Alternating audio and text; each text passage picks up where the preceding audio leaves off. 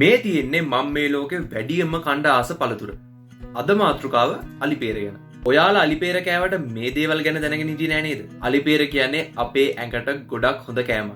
ප්‍රධාන වශයෙන් අපේ ශරීරයට හිතකර මේදය මේ අලිපේරවල අඩංගු වෙනවා.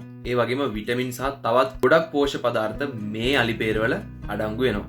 ඉතින් ඔයා අලිපේර ආහාරයට ගන්න එකෙන් ඔයාට වාසි ගොඩක් ඔයාගේ ශරීරයට ලබා ගන්න පුළුවන්.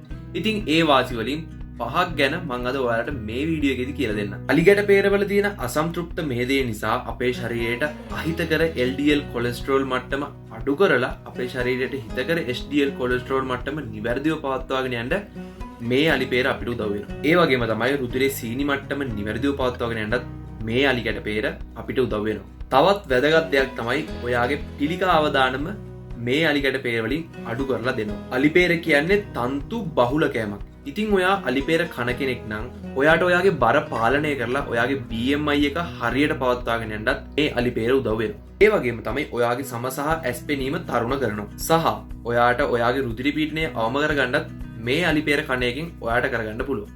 ඉතින් මේ වගේ තව ගොඩක් වාසි මේ අලිපේර අපේ ආහාර වේලට එකතු කරගන්න එකෙන් අපේ ශරීරයට ලබා ගන්න පුළුවන්. වීඩියෝ එක තවත් දික් වෙන නිසා මං අද මෙතනින් මේ වීඩියෝ එක නතර කරනවා. එහෙනම් good luck.